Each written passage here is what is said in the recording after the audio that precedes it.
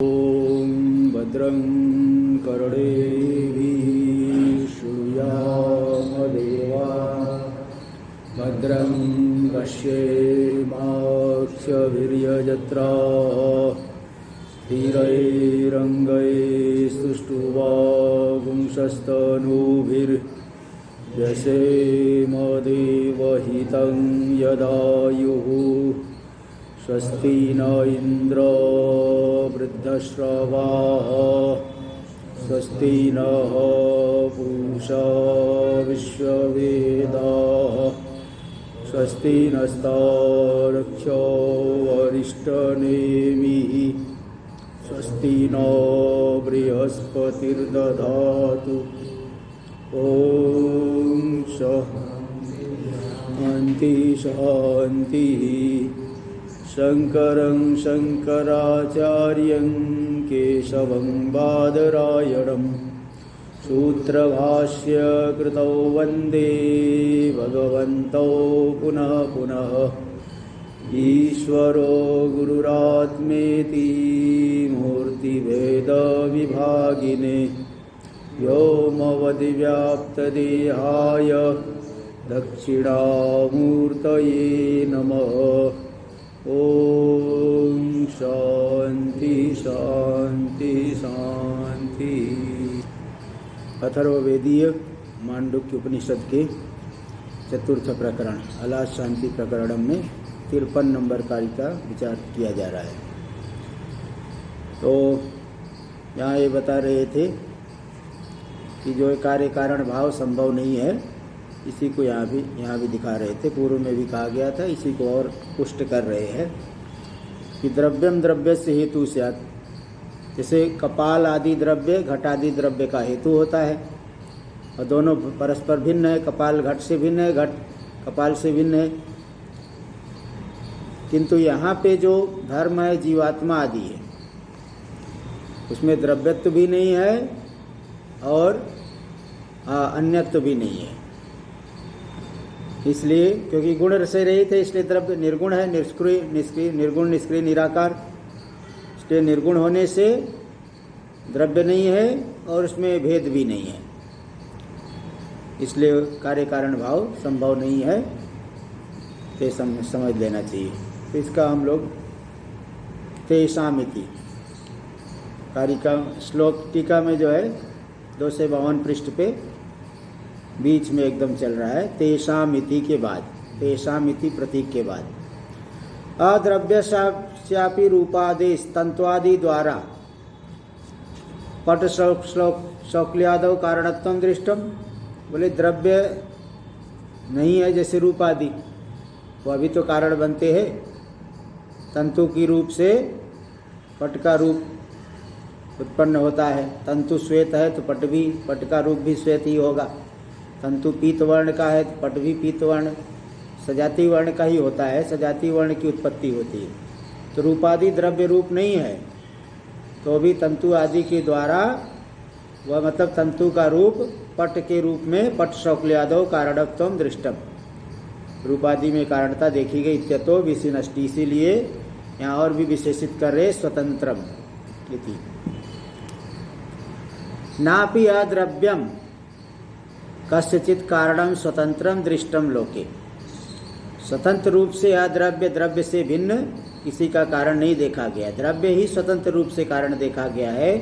द्रव्य से भिन्न जो गुण है, जाति है, क्रिया है, वह द्रव्य में ही आश्रित होकर के कारण बनते, स्वतंत्र रूप से कारण लोक में नहीं देखे गए। टीका में अस्तु तर्हि द्रव्यत्वेन अन्यत्वेन च आत्मनि कार्य कारणत्वम्। बोले द्रव्य रूप से अथवा अन्य रूप से भिन्न होने से आत्मा में कार्य कारण भाव मान लो।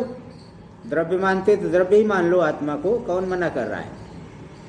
सिद्धांतिकरण न इत्या, बोले से आत्मा को द्रव्य नहीं कर सकते। न च भाष्य में न च द्रव्यत्वम धर्माणाम आत्मनाम उत्पद्यते।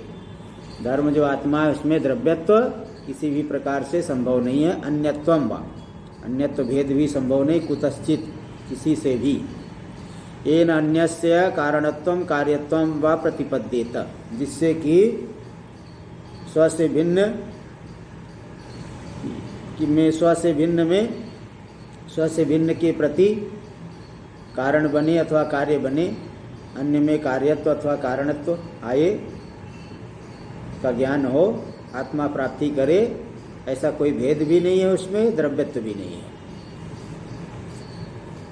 टीका में न ही तत्र गुणवत्वेन द्रव्यत्वम, गुणवत्ता होने से द्रव्य मान लो आत्मा को, बोले ऐसा भी नहीं कर सकते, निर्गुणत्वात्, वो तो निर्गुण है आत्मा। नापि समवायित्वेन, समवायी होने से उसको द्रव्य मान लो, बोले ये भी नहीं कर सकते। तथा तुम समवायी होने से द्रव्य तो ये भी नहीं कर सकते, क्योंकि अन्योन्याश्रय प्रसंगात।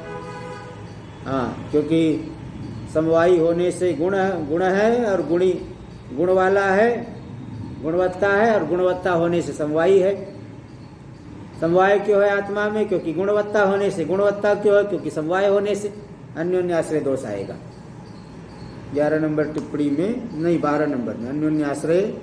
अन्योन्याश्रयत्व प्रसंगात द्रव्यमेव ही समवायी कारणम ना द्रव्यमिति।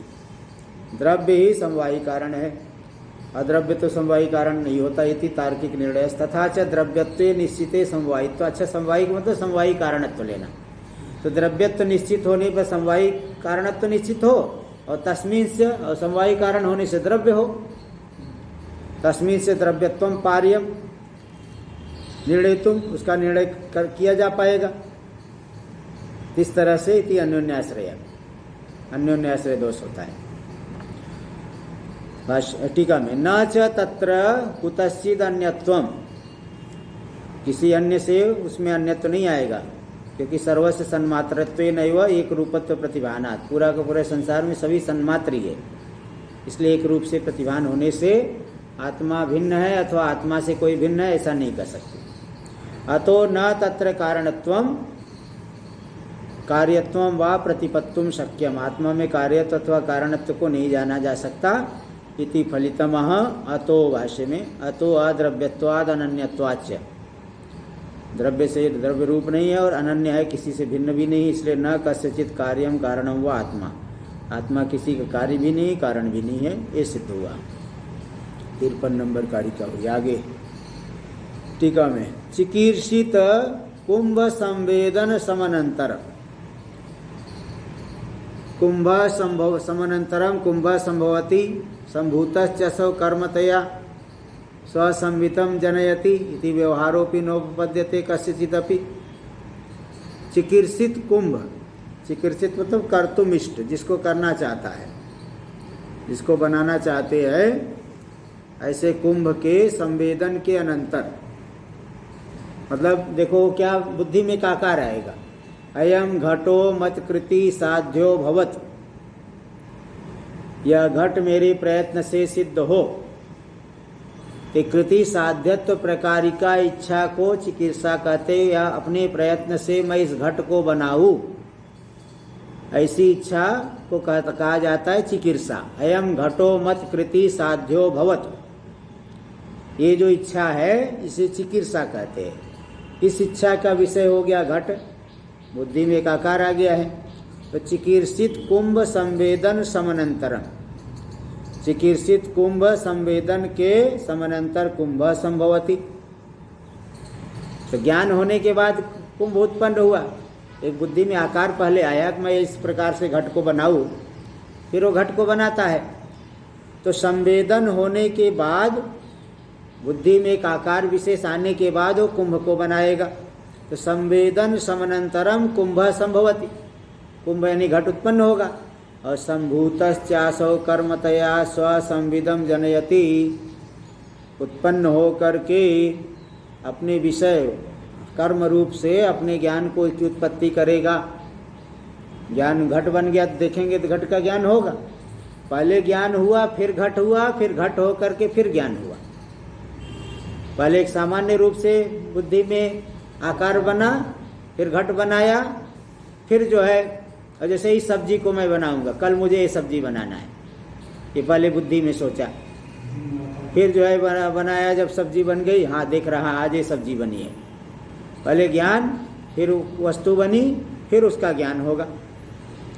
तो संभूतश्चासौ कर्मतया स्वसंविदम जनयति, संभूत होकर के उत्पन्न होकर के वह घट ज्ञान का विषय बन करके, कर्म बन करके स्वसंवित की उत्पत्ति कर देगा। इति व्यवहारोपि नोपपद्यते कस्यचिदपि, बोले ये जो व्यवहार होता है तो यह व्यवहार भी किसी को भी संभव नहीं हो पाएगा, क्योंकि विद्वत दृष्टियानुरोधेन अनन्यत्वात्, विद्वत दृष्टि के अनुरोध से सब अनन्य है, कोई भी भिन्न है ही नहीं, भेद है ही नहीं। विद्वत दृष्टियानुरोधेन अनन्यत्वात्, देखो ये 7 नंबर टिप्पणी में दे दिए है, जहाँ 8 है उस 8 नंबर टिप्पणी की जगह 7 है। 8 नंबर में अनन्यत्वात्, आनुकूल्येन विज्ञान भिन्नत्वा भावात्, अनन्यत्वात् के ऊपर 7 नंबर टिप्पणी है, और उसके नीचे सोपि अन्यत्वा भावेन, वहाँ 7 की जगह 8 है, इसलिए अनन्यत्वात् को 7 लिख देना टीका में। अनन्यत्वात् मतलब आनुकूल्येन विज्ञान भिन्नत्वा भावात्, सभी के सभी वस्तु विद्वत दृष्टि के अनुरोध से ज्ञानी की दृष्टि से विज्ञान से भिन्न नहीं है। इत्या एवं, इसी बात को दिखा रहे श्लोक नंबर 54 में। एवं न चित्तजा धर्माश चित्तं वापि न धर्मजम् एवं हेतु फला जातिं प्रविशन्ति मनीषिणः।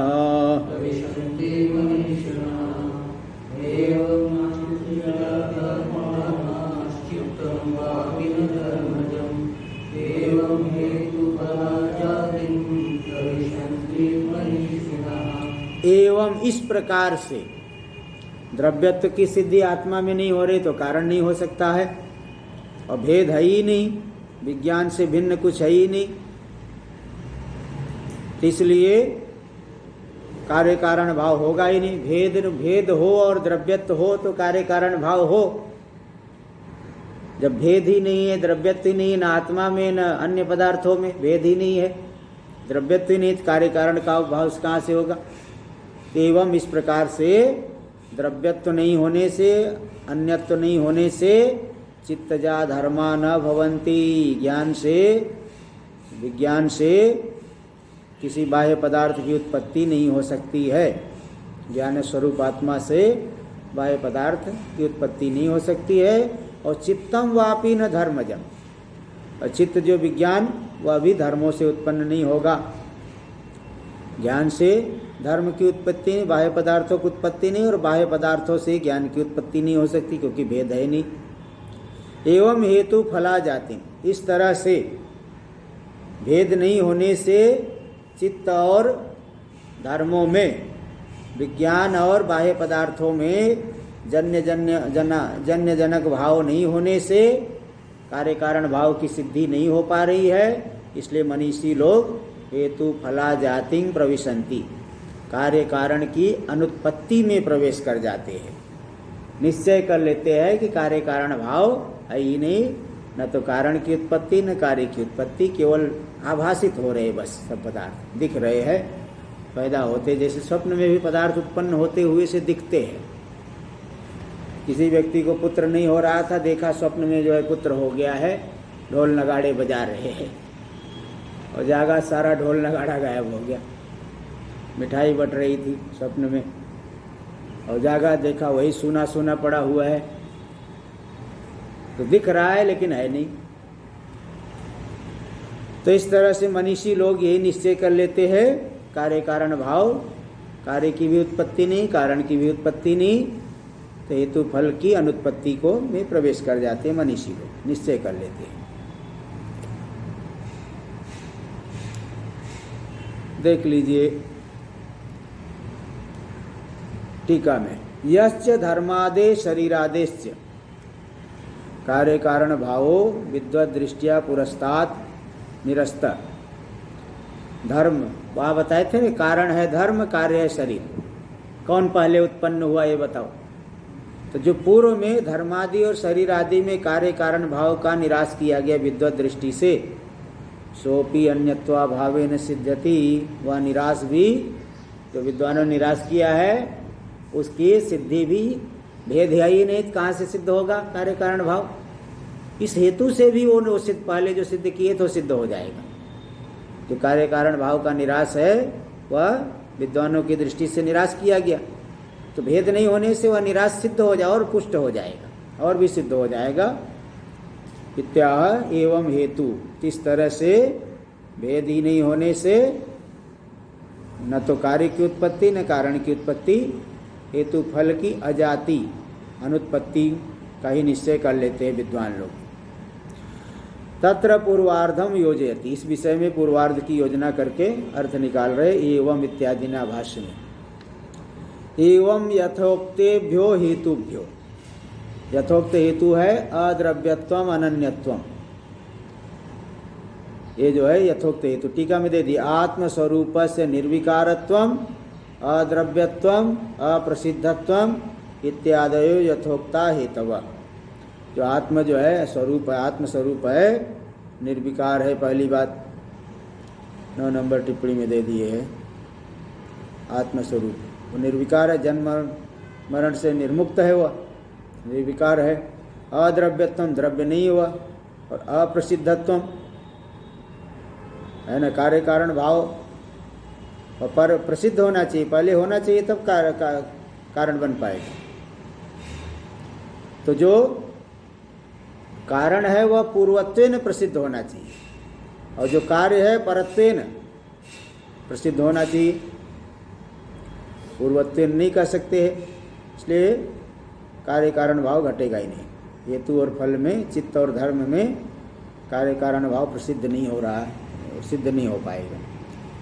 यही सब हेतु है। इत्यादि यथोक्ता हेतव, यथोक्त हेतु है, इन हेतुओं से भाष्य में एवं यथोक्तेभ्यो हेतुभ्य उपर्युक्त हेतुओं से आत्मविज्ञान स्वरूपमेव चित्तम, आत्मविज्ञान स्वरूप ही चित्त है। चित्त शब्द से आत्मविज्ञान को ही लेना। इति न चित्तजा बाह्य धर्मा, चित्त से जनित है बाह्य धर्म, ऐसा नहीं कह सकते। नापि बाह्य धर्मजम चित्तम, बाह्य धर्म से चित्त, जैसे घट से घट का ज्ञान हुआ, बोले भी नहीं कह सकते। विज्ञान स्वरूपाभास मात्रत्वा सर्वधर्माणाम, जितने भी धर्म है जीव आदि है, विज्ञान स्वरूपाभास मात्र है, तो बाह्य धर्म से चित्त की उत्पत्ति नहीं और चित्त से धर्म की उत्पत्ति नहीं। टीका में देखिए दे रहे, बाह्या धर्मा घटादयो अनात्मान, बाह्य धर्म से ले लेना घटादि जो अनात्म पदार्थ है। न च धर्म शब्दिता नाम जीवा नाम चित्त शब्दितात परस्माद आत्मनो जन्म इति युक्तम। बोले धर्म से शब्द से जो जीव कहे गए हैं वो परमात्मा से उत्पन्न होते हैं, उसी परमात्मा को चित्त शब्द से कहा गया है, परमात्मा से जीवों का जन्म हो जाएगा। बोले इति न च युक्तम, ये मानना भी ठीक नहीं है। तेषां प्रतिबिंब कल्पानाम बिंबभूत ब्रह्म मात्रत्वात्, क्योंकि जो जीव है वो तो प्रतिबिंब के समान है, प्रतिबिंब कल्प है, वास्तव में प्रतिबिंब नहीं है। इसलिए बिंब स्वरूप ब्रह्म मात्री इत्यभिप्रेत्याह, इसी बात को ध्यान में रख करके उत्तर दे रहे विज्ञानेति। तो विज्ञान स्वरूपाभास मात्रत्वा सर्वधर्माणाम, जितने भी जीव है, जीवात्मा है, विज्ञान स्वरूपाभास मात्र है, इसलिए उनकी उत्पत्ति नहीं है। उत्तरार्धम योजयत, उत्तरार्ध की योजना करके अर्थ का निकाल रहे। एवं न हेतो फलम जायते नापि फलाद हेतु, इस तरह से हेतु से फल की उत्पत्ति नहीं और फल से हेतु की उत्पत्ति नहीं। इति हेतु फलयोर अजाति,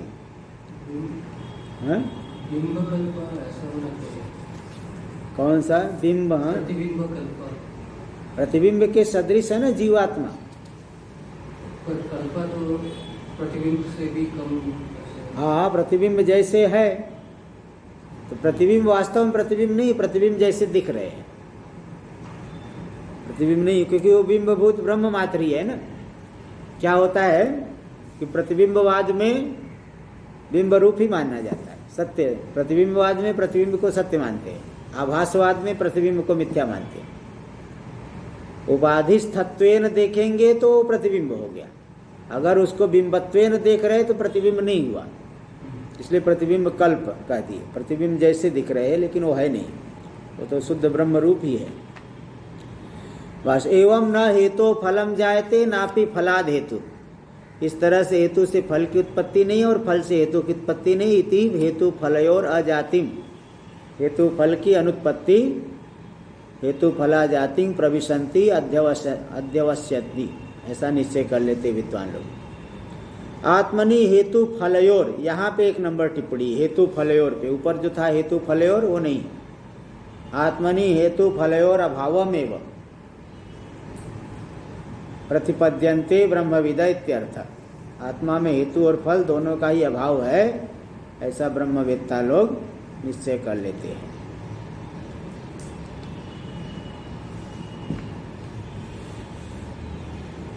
चलिए देखिए टीका में आगे 54 नंबर हो गया।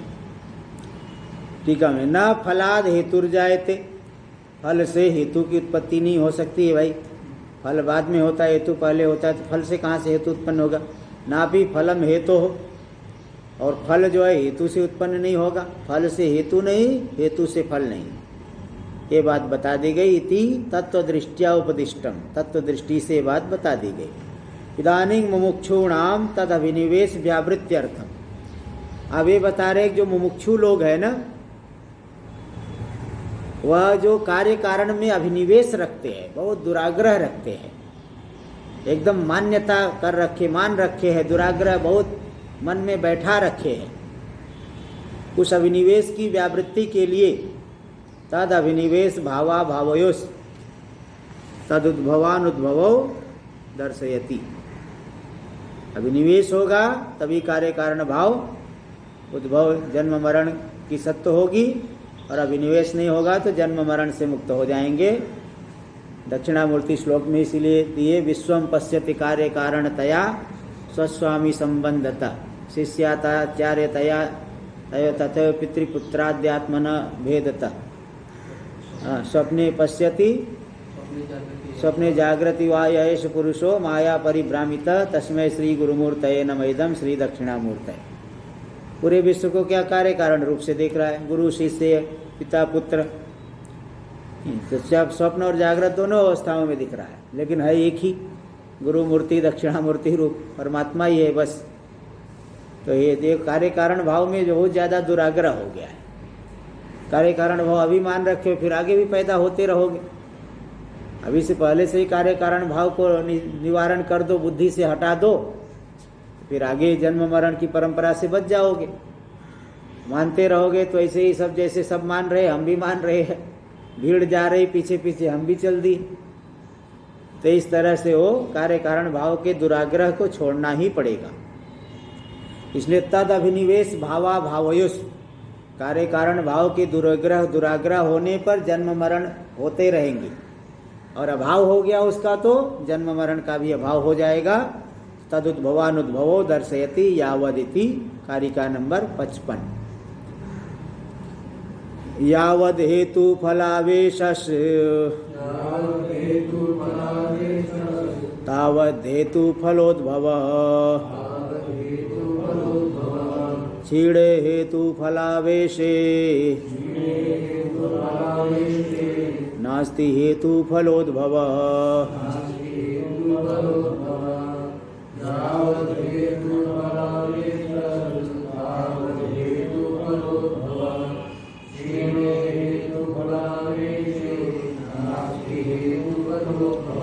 यावद हेतु फलावेशस तावद हेतु फलोद्भव, जब तक हेतु और फलावेश, हेतु और फल में आवेश मान्यता दुराग्रह रहता है, नहीं नहीं ऐसा ही ठीक है, ऐसा ही ठीक है, कार्य कारण भाव ही ठीक है, तावद हेतु फलोद्भव, तब तक हेतु और फल की, कार्य और कारण की उत्पत्ति होती रहती है। लेकिन जब क्षीणे हेतु फलावेशे, अद्वैत तत्व का जो निश्चय कर लेंगे, प्रतिबोध विदितम मतम अमृतत्वम हि विन्दते आत्मना विन्दते वीर्यम विद्यया विन्दते मृतम, आत्मा से ऐसा वीर्य, लौकिक पदार्थों से वो वीर्य सामर्थ्य नहीं आता जो जन्म मरण के चक्र को हटा दे, किंतु आत्मा का स्वरूप ऐसा है कि उसमें जन्म मरण होता ही नहीं। इसलिए आत्मस्वरूप को जान लिए तो ऐसा वीर्य प्राप्त हो गया, सामर्थ्य प्राप्त हो गया, उसकी विद्या से अमृतत्व की प्राप्ति हो जाती है। तो छिड़े हेतु फलावे से, हेतु और फल में दुराग्रह जब छिड़ हो गया तो नास्ति हेतु फलोद्भव, हेतु और फल का उद्भव बिल्कुल नहीं होता है। तो यहाँ यही बताना चाहते हैं कि कार्य कारण भाव का जब हम उसमें दुराग्रह छोड़ेंगे, कैसे छोड़ेंगे? आत्मविचार करके। जितना आत्मविचार करेंगे उतना ही कार्य कारण भाव में दुराग्रह हट जाएगा। प्रत्यक्ष अनुभव होता है कि वेदांत आदि श्रवण आदि करने पर, चिंतन करने पर संसार से सत्यता बुद्धि हटती रहती है, सार बुद्धि हट जाती है। व्यवहार तो करते हैं लेकिन वो सारता निस्सारता जान लेते हैं। टीका में देख लीजिए, श्लोकाक्षराणि आकांक्षा प्रदर्शन पूर्व पुरस्सरं विवृणोति। आकांक्षा प्रदर्शन पूर्वक श्लोक के अक्षरों का विवरण कर रहे ये पुनरित्यादि ना भाषणे। हे पुनर्हेतु फलयोर अभिनिविष्टास, जो हेतु और फल में अभिनिविष्ट है, उसी में संलग्न चित्त वाले, दत्त चित्त वाले, उसी में समर्पित हो गए हैं। पूरा जीवन ही समर्पित कर दिया है उन्होंने। जैसे बोलते हैं ना, हमने तो भाई धर्म के लिए जीवन ही समर्पित कर दिया। कोई कहता है राष्ट्र के लिए जीवन समर्पित कर दिया, कोई गुरु जी की सेवा के लिए जीवन समर्पित कर दिया। थोड़े थोड़े लोग ऐसे हैं, लेकिन ज़्यादातर लोग क्या है, कार्य कारण भाव में ही जीवन को समर्पित कर दिए हैं। इसलिए आज बता दी अभिनिविष्टा, हेतु और फल में उनको अभिनिवेश हो गया है, उसी को ही सब कुछ मान रखे है। तो तेषां किम स्यात्, उनको क्या अनिष्ट फल मिलेगा? गलत सोचते हैं, गलत चिंतन है, तो फल भी तो गलत ही मिलेगा। तो क्या होगा? इति उच्यते, इस बात को अब बता रहे हैं। धर्माख्यस्य हेतोर, हेतु फलावेश है ना। जैसे जिस व्यक्ति ने ज्योतिष्टोम याग किया, वो कहेगा कि मैंने ज्योतिष्टोम याग किया है, मुझे स्वर्ग अवश्य मिलेगा। अरे ज्योतिष्टोम याग तो बहुत बड़ी बात है, छोटे मोटे कुछ पुण्य भी कर दिए ना तो भी बहुत अपने आप को बड़ा मानते हैं। इसलिए कहावत है कि आहरण की चोरी करे, करे सुई का दान, ऊंचे चढ़ देखन लगे कितनी दूर विमान। सोने की तो आहरण मतलब जो बहुत उत्तम क्वालिटी का लोहा होता है, जिससे निहाई वो कूट बनता है, जिसपे पीटते हैं, बहुत महंगा होता है।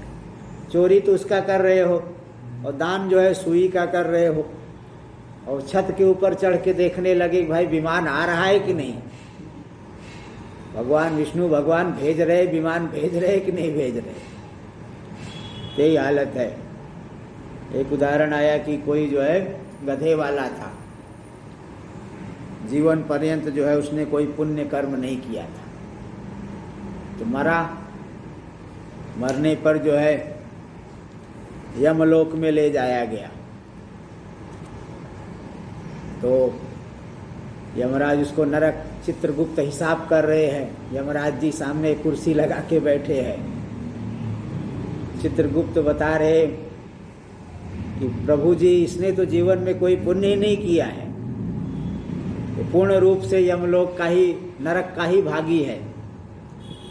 तो गधे वाला जो था वो झगड़ पड़ा, क्या बात करे, ठीक से देखो, पुण्य क्यों नहीं किया हूं मैं, तुम्हारे हिसाब किताब में गड़बड़ी है मुझे लग रही है। बोले कैसे, कब किए थे पुण्य? एक बार मैं अपने गधे से ईंट ढो रहा था और गधा बीमार पड़ गया, तो वहाँ ईंट जो है उतार दिया। वो ईंट, उस ईंट को जो है थोड़ा लेके मंदिर में कुछ लोगों ने लगा दिया और मंदिर बना।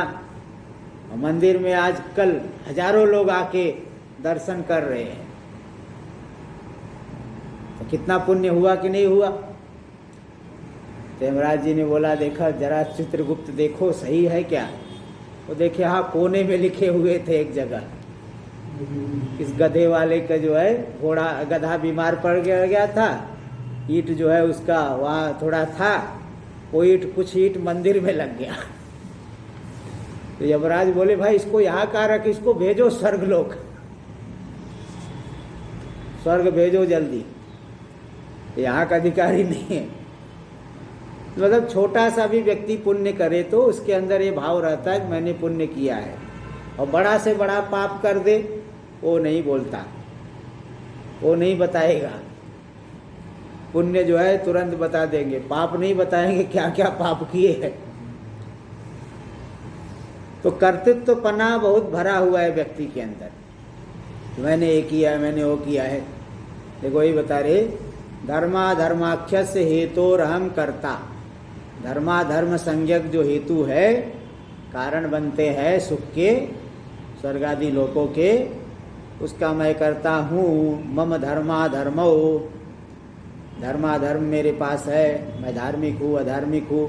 तत्फलम कालांतरे क्वचित प्राणी निकाये जातो भोक्षे, इन धर्माधर्म का फल मैं कालांतर में किसी प्राणी समुदाय में, किसी प्राणी शरीर में जा करके, प्राणी निकाय यानी शरीर में उत्पन्न हो करके भोग करूँगा। जैसे पुण्य किया है, सोचेगा भाई मैं देवता बन जाऊँ, स्वर्ग में भोग करूँगा।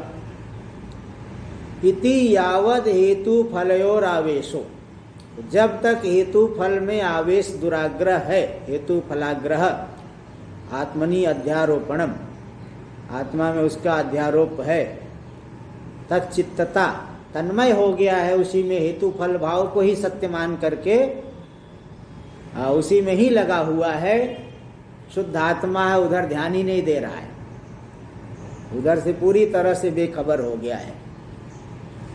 तो तावद हेतु फलयोर उद्भवो, जब इतना दुराग्रह है कार्य कारण भाव में तो शरीर तो मिलेगा ही आगे। हेतु और फल का उद्भव धर्माधर्मयो तत्फलस्य च अनुच्छेदेन प्रवृत्ति, लगातार निरंतर शरीर मिलेगा। कुर्वते कर्म भोगाय कर्म कर्तुम च भुंजते, भोग के लिए कर्म कर रहा है, कर्म के लिए भोग कर रहा है। इस तरह से वह चलते ही रहेगा, कभी शांत नहीं होगा। इस तरह से अब जैसे हम लोग प्रतिदिन भोजन कर रहे हैं, कि कोई ऐसी तृप्ति नहीं हुई कि आज के बाद भोजन नहीं करेंगे, ये तृप्ति कहाँ हो रही? अविवेक पूर्वक भोजन ग्रहण कर रहे हैं तो तृप्ति कभी हो नहीं सकती है।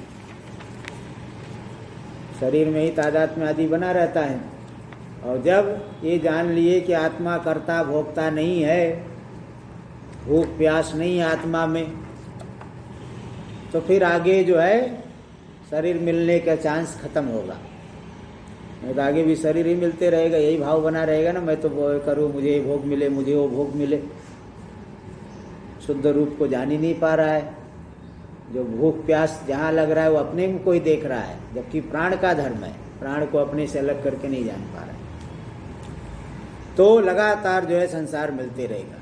यदा पुनर्मंत्र औषध वीर्येण युव ग्रहावेशो, जैसे मंत्र खाने से ग्रह, जो भूत पिशाच का आवेश था, कोई बीमारी थी, हट गई, तो जो है वह दुराग्रह हट जाता है मंत्र के बल से, औषधि के बल से।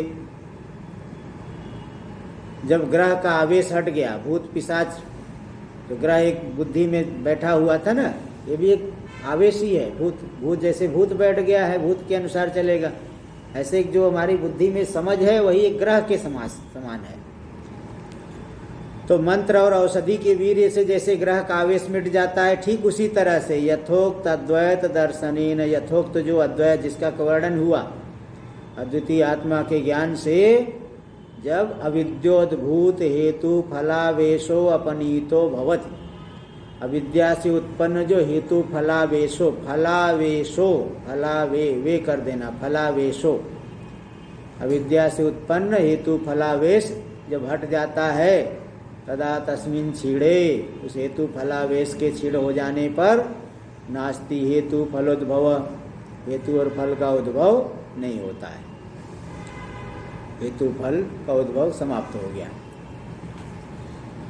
अभिनिवेश वशात हेतु फलोद्भवे किम भवेत, अभिनिवेश करके हेतु और फल का उद्भव हो रहा है, तो इससे क्या होगा, क्या अनिष्ट मिलेगा? अभिनिवेश बने, दुराग्रह बने रहने दो, मान्यता बने रहने दो, हेतु फल का उद्भव होगा तो क्या अनिष्ट क्या हो गया। तदा इस विषय को बता रहे हैं यावदिति कारिका नंबर 56। यावद् हेतु फलावेशः संसारस्तावदायतः क्षीणे हेतु फलावेशे संसारं न प्रपद्यते।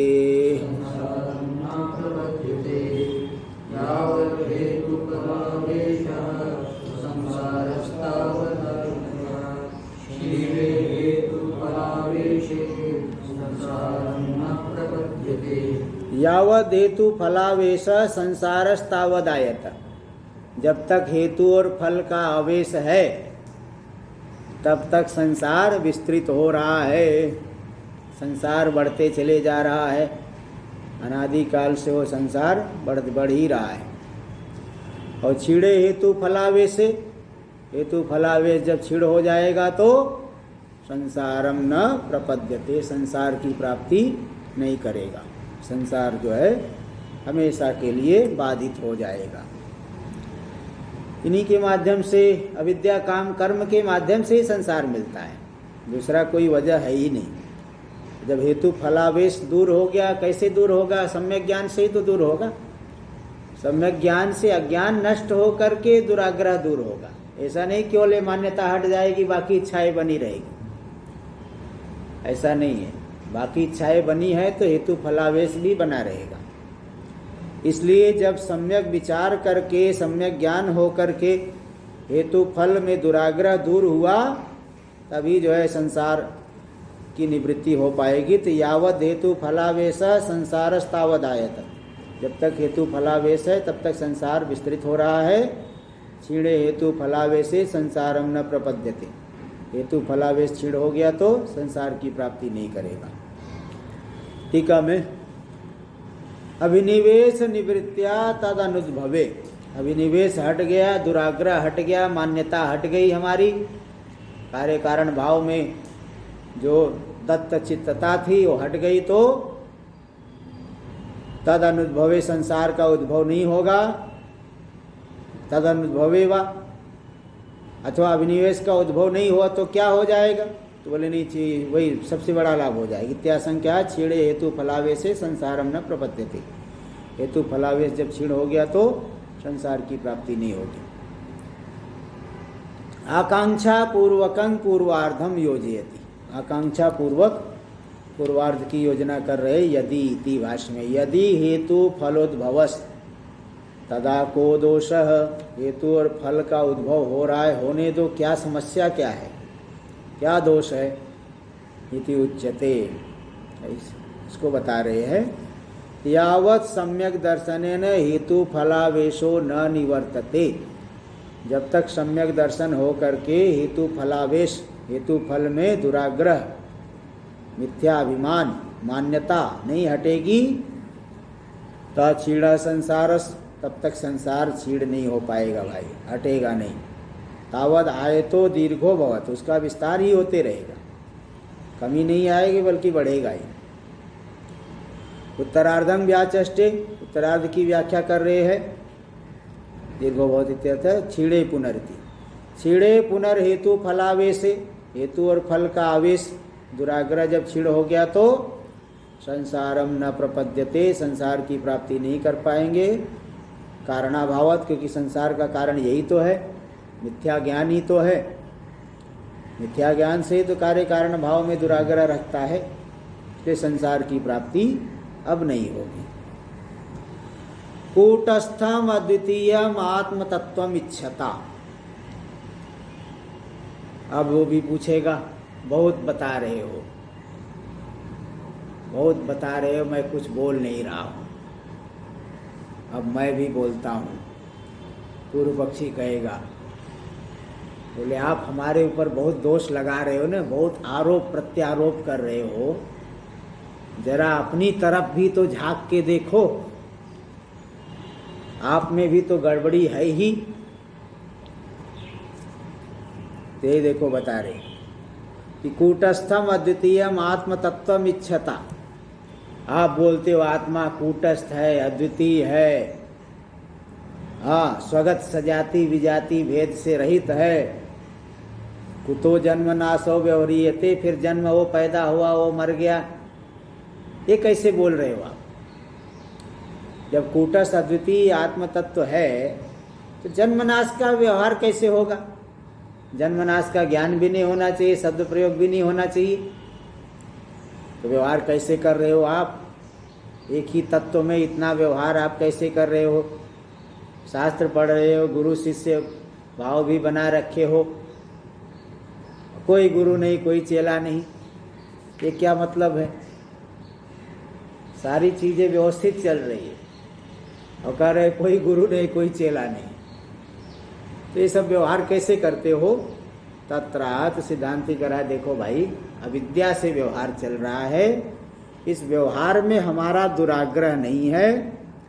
जैसे स्वप्न के पदार्थ में जागने पर आपको भी दुराग्रह नहीं होता है, लेकिन जब तक आप स्वप्न देख रहे हो तभी तक दुराग्रह रहता है।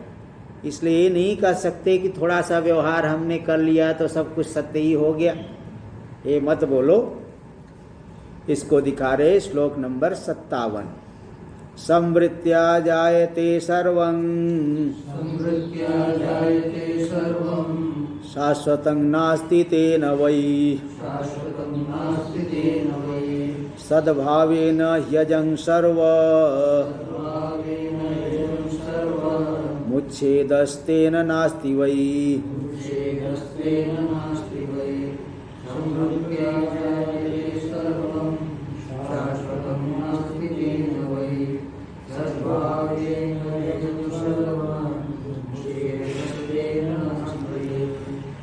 तो ये पूछा कि फिर आपके मत में जन्मनाश कैसे होता है? बोले संवृत्त्या जायते सर्वम, जितना भी उत्पत्ति हो रही है नाश हो रहा है अविद्या से ही हो रहा है, अज्ञान दशा में ही। जैसे स्वप्न में स्वप्न देखते हुए किसी को पैदा होते देख रहा है, किसी को मरते देख रहा है, तो जब अविद्या से हो रहा है तो मतलब वास्तविक नहीं हो रहा है। इसलिए शाश्वतम नास्ति तेन वै, तेन कारणेन सर्वस्य आविद्यकत्वेन, कुछ भी शाश्वत नहीं है, उत्पत्ति विनाश किसी को भी सत्य नहीं माना जा सकता। सद्भावेन ही अजम सर्वम, सदरूप से देखा जाए, सदात्म रूप से देखा जाए, आत्मा अजन्मा है, सब आत्मा में कल्पित है, इसलिए सब आत्मरूप ही है। आत्मरूप से देखोगे तो किसी भी पदार्थ का नाश भी नहीं होगा। उच्छेदस्तेन नास्ति वै, तेन कारणेन उच्छेदोपि नास्ति। तो जन्म मरण अविद्या से ही है, आत्मरूप से देखेंगे तो न जन्म है न मरण है। उत्तर दे दिए इसकी भाष्य टीका अगले पाठ में, नवमी को, कल अष्टमी अध्याय।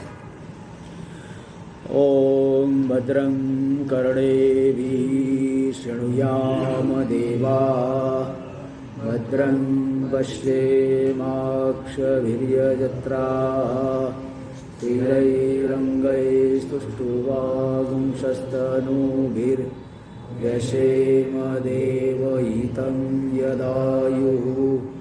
स्वस्ति न इंद्रो वृद्धश्रवाः, स्वस्ति न पूषा विश्ववेदाः, स्वस्ति नस्तारक्षो अरिष्टनेमिः, स्वस्ति नो बृहस्पतिर्दधातु। ॐ शान्ति शान्ति शान्तिः। शङ्करं शङ्कराचार्यं केशवं बादरायणं सूत्रभाष्य कृतौ वन्दे भगवन्तौ पुनः पुनः। ईश्वरो गुरुरात्मेति मूर्तिभेद व्योमवद्व्याप्तदेहाय दक्षिणामूर्तये